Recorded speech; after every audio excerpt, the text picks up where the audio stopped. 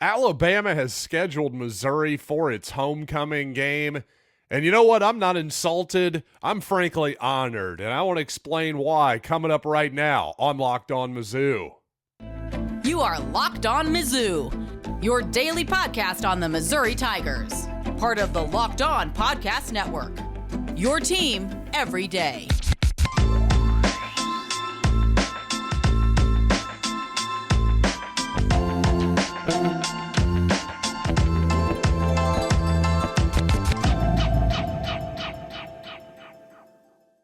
Hey, all you true sons and daughters, I'm John Miller, your Mizzou mafioso and the central scrutinizer of Missouri Tigers football and basketball. And today's episode is brought to you by FanDuel. Make every moment more. New customers join today, and you'll get $200 in bonus bets if your first bet of $5 or more wins. Visit FanDuel.com/lockedon to get started. And under the old ways of thinking, perhaps, maybe conventional wisdom, when you saw a big-time program like Alabama schedule Missouri for its homecoming, you'd think, oh, well, that's just great. So we're the cakewalk for Alabama this season, right?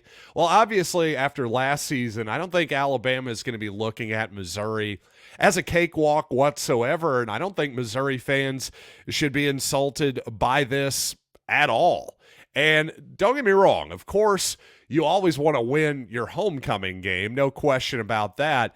But if you really think about this, Alabama football has been littered with home blowouts for well over a decade here in the Nick Saban era, which is great and all, don't get me wrong. It's a lot more fun than the opposite of getting blown out at home. But at a certain point, human nature does start to creep in. And yes, fans become a little bit spoiled without question. So if you think about it, hey, when are homecoming games usually? They're in October. So really, Alabama only has two options here. It's either South Carolina or it's Missouri.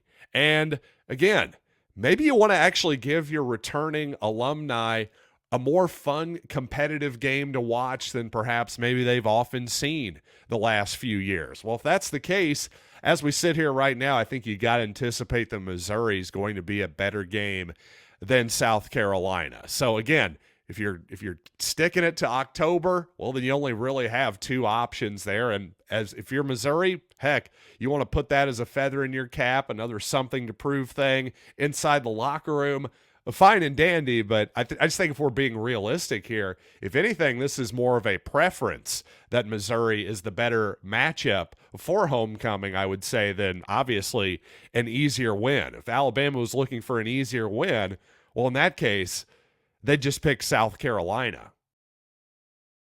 Now, as for Missouri's homecoming, yes, the OG of homecoming, the University of Missouri, well, if it's going to be in October, as it usually is, well, there's only actually one option this season for homecoming. It's the October 19th ball game against Auburn at Faurot Field, because a bit of an unusual schedule this year as Missouri starts off with 4 straight weeks at Memorial Stadium. So 4 games in September at home. Well, actually, I should say one technically. August 31st against Murray State is the opener as well. So August, September, you've got 4 home games, only 1 home game in October, and a bit of an odd schedule for sure. So 3 more home games. I believe that's correct. Let's see. Nope, just 2. Excuse me. Allow me to correct myself again. Just Arkansas and Oklahoma in the month of October. So in November.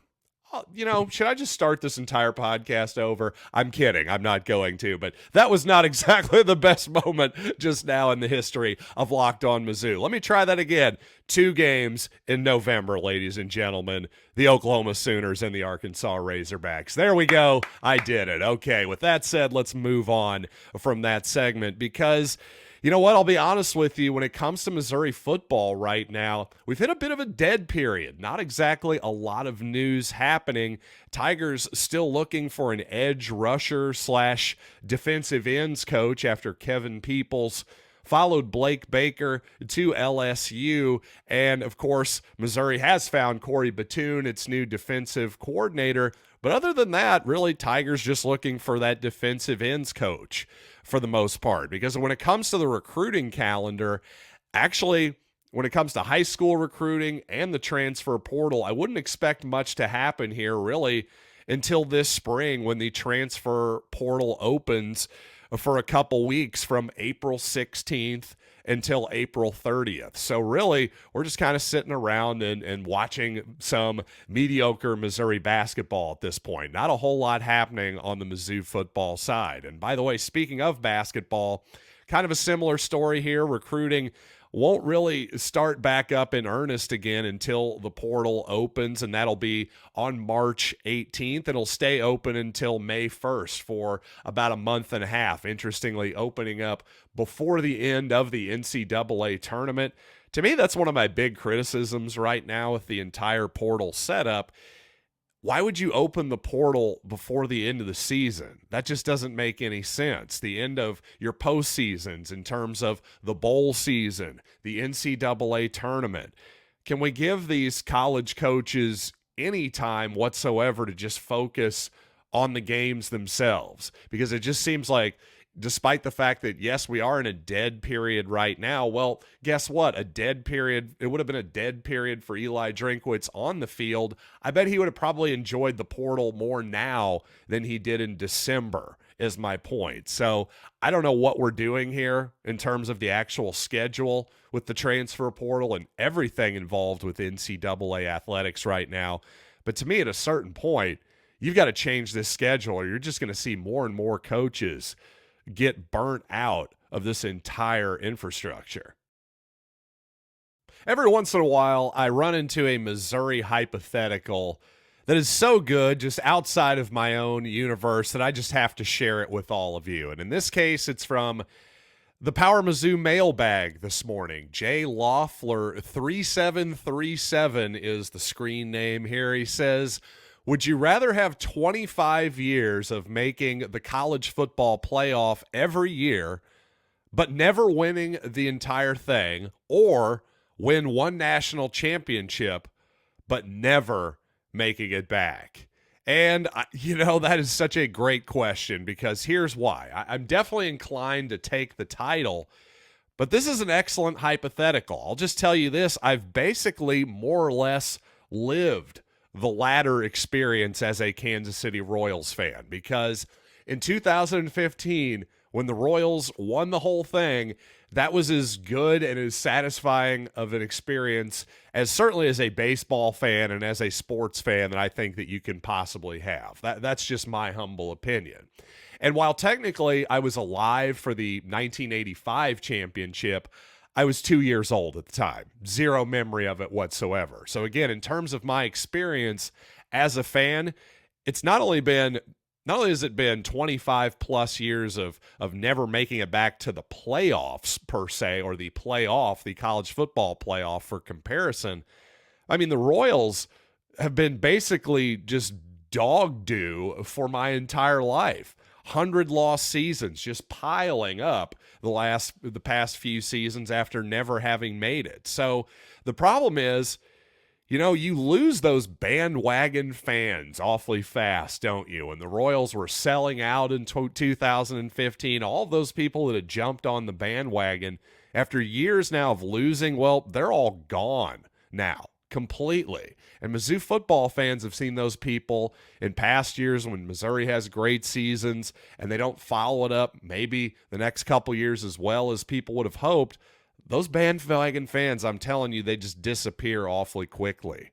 And really, the post-Gary Pinkel years until fairly recently, were pretty forgettable, for as good as those Pinkel years were. I'm just trying to point out that those years in the wilderness, you don't know that you're going to be in the wilderness. Maybe that's the problem with this particular hypothetical. I guess you'd have to, after you answered this hypothetical question, if you chose the one championship, well, you'd need the Men in Black memory erasure device, because without that, if you know what you're going into, well, I guess you could just stop watching, couldn't you? That's part of being a fan, is the yearly toil of maybe this is the year. There's always next year, as Cubs fans would say. So to me, I think this is just a fantastic hypothetical question. And because a Missouri football national championship would be even more unbelievable to me than the Royals winning it all, as far-fetched as that seemed 9 years ago.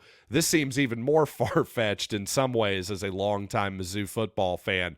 You know what? I'm inclined to agree. I'll take the title, but man, 25 years though, that's a long time to be in the wilderness. So I'm interested to hear what all of you think. And when it comes to Mizzou basketball, believe it or not, my friends over at FanDuel Sportsbook are basically begging you to take the Tigers tonight against Arkansas. And you know what? I'll tell you a little bit more about that here in a second. But happy Super Bowl to all who celebrate from FanDuel, America's #1 sportsbook. If you're like me, Super Bowl Sunday is all about scoring the best seat on the couch, grabbing your favorite snacks, and placing some super bets. And I'll be honest with you, I woke up this morning ready to tell all of you to bet on Missouri tonight, because Arkansas truly is in that much disarray, I think. But you know what? Missouri 5.5-point favorites, though. Good Lord. I was thinking more like 3.5. It seems like my friends are on to it. They may even listen to my podcast yesterday. But regardless, FanDuel has so many ways for you to end this season with a win or 2 or 3. Not only can you bet on who will win Super Bowl 58, but FanDuel also has bets for which players will score a touchdown, how many points will be scored in the ball game, and so much more. New customers join today and you'll get $200 in bonus bets if your first bet of $5 or more wins. Just visit FanDuel.com/lockedon to sign up. That's FanDuel.com/lockedon. Make every moment more with FanDuel, an official sportsbook partner of the NFL. Thanks for making Locked On Mizzou your first listen every day. And you can check us out wherever you get podcasts, including on the SiriusXM app. And you can listen to Missouri and Arkansas tonight at 7:30 on the app or on your radio dial on channel 190 if you want to check out Mike Kelly and Chris Gervino on the call. But you know what?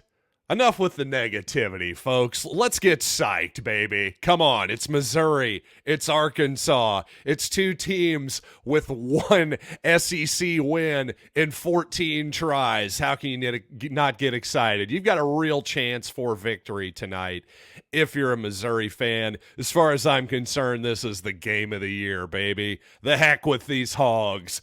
Feel the excitement.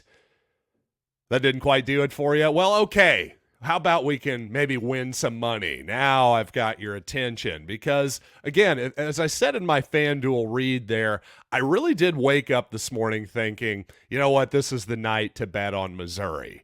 But damn it, the FanDuel Sportsbook people, it seems like they're on top of it. As I pointed out before, so often in college basketball, the lines over at FanDuel Sportsbook very closely track to the KenPom projections. And tonight, well, the KenPom projections, take them for what you will.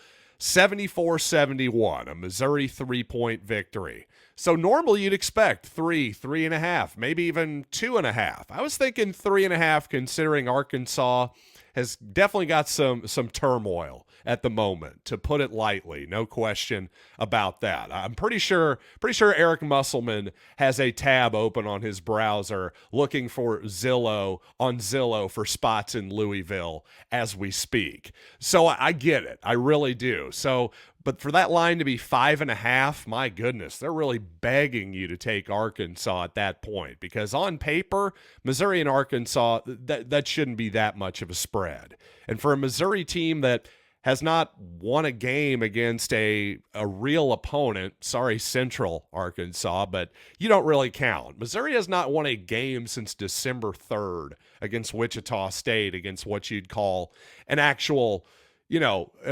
competitive opponent, in my humble opinion. And yet, despite that fact, if you made me take a side in this game, I'm going to go with the Tigers tonight. I'm just not confident enough at 5.5 points to really actually endorse that bet. But again, if you're gonna make me choose one or the other, I'll take Missouri. But to me, like I said last week for the Chiefs against Baltimore, I think this is ultimately a stay away. But when you compare Missouri to Arkansas right now, this is why I'm still fairly bullish. I should even say fairly. I don't want to qualify it. I'm still bullish on Missouri basketball and Dennis Gates in the future, because right now, this is going to maybe seem a little counterintuitive, but most of Missouri's problems right now are basketball related. And that's actually a good thing, because these are problems that are quite solvable in the future. Missouri needs a little bit more size defensively on the perimeter. They need better shooting, quite honestly. They need at least one or two more shooters. A couple of those guys in theory are on the roster, but unfortunately Caleb Grill and John Tunjay have been injured for the lion's share of the season. But when it comes to Arkansas, well, their problems appear to run much deeper than just X's and O's, than just, hey, maybe we need another guy who can knock down a jump shot. Maybe we need another rim protector. Maybe we need another ball handler. These are all very eminently solvable problems, especially in the world of the transfer portal, where everyone is immediately eligible. You can go plug holes in your roster, and I believe that this offseason Missouri will certainly do that. But when you've got a coach that might have a foot out the door already, and teammates apparently feuding and having, interpersonal drama and all kinds of different stuff, well, that isn't the case at Missouri right now. By all accounts, this team is still on the same page. They're just not winning. Again, I think so often we've seen offensively Missouri sets up a good play, gets a swing out, gets a good shot, and they just don't have the right guy to knock it down. I think in the future that's not going to be a problem. I think Dennis Gates can evaluate. I think he can evaluate talent. I think he can recruit talent. And I think he can run an offense as well. I think he's a really good offensive coach. As I've said before, though, defense, I'm questioning that a little bit at this point. We'll just have to see how it plays out in the future. I'm not saying he's a bad defensive coach or anything. What I am saying is that so far, a year and a half into his Missouri tenure, there really isn't a lot of evidence that he's a good defensive coach either. So my eyebrows are raised, my antennas are up. I'm just watching that side of the ball much more than I am offense really for the rest of the season, because I think most of Missouri's offensive problems are pretty solvable. And speaking of those problems, let's focus a little bit more on tonight. We all know what the big problems for Missouri basketball are for the most part. For example, the Tigers are just simply a bad three-point shooting team this year. They don't rebound the ball well either. But here's the good news, at least for tonight. Arkansas isn't a good team on the glass either, and they don't defend the three-point shot statistically well either. So I think if Arkansas, their best chance to win this basketball game, if they're able to force their way to the free throw line consistently, and like many teams have done, outshoot Missouri at the free throw line in terms of attempts by, say, 10 to 15, yeah, I think Arkansas will probably win this basketball game. Big part of that is on Missouri, too, defensively, to avoid fouling unnecessarily. I think if they can do that, though, that Missouri will finally get off the schneid and get a victory in the SEC tonight. And I mentioned earlier on the program that the transfer portal, at least for now, is closed for the next 2 or 3 months or so in football until mid-April. And here's the thing, that tells me something. The fact that there's been no movement at a critical position of importance for Missouri next season shows me that they've got a lot of confidence at a spot where there's a new guy at a crucial position. I want to talk all about that new guy coming up here in just a little bit. But first, let's talk Jase Medical. I know we come to sports to escape from the crazy headlines, but, can we just talk for a minute about preparing for real life? According to the FDA, pharmacies are running out of antibiotics like amoxicillin right in the middle of the worst flu season in quite some time. And I can't imagine a worse feeling than if one of my kids got sick while a supply chain issue kept her from the life-saving medication that she needed. Well, thankfully, my family will be okay because of Jase Medical. The Jase case is a pack of 5 different antibiotics to treat a long list of bacterial illnesses, including UTIs, respiratory infections, sinusitis, skin infections, among others. This stuff could happen to any of us. So visit jasemedical.com and complete your physician encounter. It will be reviewed by a board-certified physician, and your medications will be dispensed by a licensed pharmacy at a fraction of the regular cost. It's never been more important to be prepared. Go to jasemedical.com and use offer code LOCKEDON to get $20 off your order. So clearly an amazing season from Missouri last year, but it's also quite clear that Missouri could have lost a couple more games potentially last year if it weren't for the greatness of Harrison Mevis at place kicker. And of course, some literal big shoes to fill in the case of Blake Baker. Well, should I have said literal there? I guess he's not literally filling Harrison's shoes. Trying to get a little cute with the place kicker analogy there. Forgive me to all of you English majors out there. But seriously, Blake Craig, Missouri must really like what they have in that young man, considering, hey, transfer portal place kickers.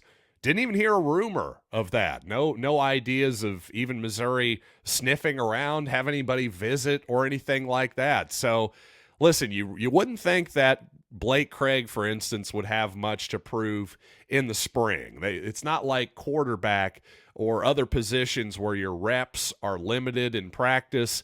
Essentially, you can kick at the all day, every day at the same time when everybody else is doing their stuff. So Missouri should have a pretty good idea of what Blake Baker is capable of. Now, in games, yeah, that's a little bit different element with the pressure of 65,000 people staring at you, millions of people on home, that type of thing. Fine and dandy. But again, I just think that it's interesting that Blake Craig, Missouri, they must be confident with what they have in this young man. So, hey, we'll see what happens this season. Hopefully he has a tremendous year. I know in the past, Missouri has replaced one great kicker with another one. We've been pretty fortunate in that regard so far. But you know what? One bit of constructive criticism, disagreement, I guess, from a listener, going to close out the show with. I've been talking quite a bit lately about media in general, and one topic I brought up on my last show was that a part of me is hoping that when we get to more of an on-demand streaming model, you know what, we won't be as married to the 6 and 8 o'clock doubleheaders during the week in basketball. Because as somebody who attends most of these games during the week, well, basically all of them during the SEC season for sure, I'd much rather go to a game at 7 o'clock. It's just a better starting time than 6 or 8. I think everyone can agree with that. 6 o'clock, I mean, a lot of people aren't getting off work until 5:30 or 6, so that's less than ideal. And 8 o'clock, well, it's a school night, that kind of thing. Less than ideal there as well. You're not getting home until 10:30 or 11 if you're in Boone County. If you got to drive an hour or two, I mean, at that point, you're probably just skipping the game at that point. So that's my whole thing. It's much more ideal for games to start at 7 o'clock. Well, the Tone fan, 1371, or perhaps it's the Twan fan. Looks like he's a Antoine Walker guy, perhaps here based on the Celtics. profile pic. But he said, all around great pod, but actually completely disagree with your idea of starting all the games at the same time. While I understand the idea, I do personally watch double headers of college and NBA basketball. As a consumer of basketball, I like being able to watch more than one game a night. And if all games start with, say, within an hour of each other, I wouldn't be able to do that. Love the pod as always. And really, I do appreciate that feedback. I do. And I'll just say I do think I actually think you would be able to watch multiple games in this way, because if it were just all starting at the same time, for example, you wouldn't necessarily have to do it this way, but let's say every SEC game started at 7 o'clock Central Time, you'd still be able to watch those games on demand or record them in the cloud, if you will. And there's always going to be the West Coast games that you can watch later. Now, I will say I'll give the SEC some credit. They have made this a little bit better on their own, because like tonight, for instance, the Missouri game starting at 7:30, because I believe there'll be a game on the East Coast that's going to start 6:30 their time, 5:30 our time. So that's actually the half-hour difference there actually does make a pretty good amount of difference. So I do appreciate that compromise there by the SEC for sure. But, no doubt that 7:30 is a better start, I think, than 6 or 8. 7 is definitely ideal, and I get the Tuan fans' point. I really do. Hey, give me more basketball. Give me more basketball to watch. I understand all of that. I'm just saying you don't necessarily have to watch it all live, and that way, if you don't watch it all live, you skip through the commercials and the timeouts and the free throws occasionally. Well, now you can watch like 3 basketball games in the time it usually would have taken 2. Just another way to look at it. But hey, no matter what you think, appreciate you all with your constructive feedback. Appreciate you listening, telling a friend all about the show, that you can get us on YouTube, Spotify, and of course, wherever you get podcasts as well. So until next time, I am John Miller, and next time, yes, we'll be talking hopefully about a Missouri victory, but either way, I'll be with you here on Thursday talking Missouri football and basketball right here on Locked On Mizzou.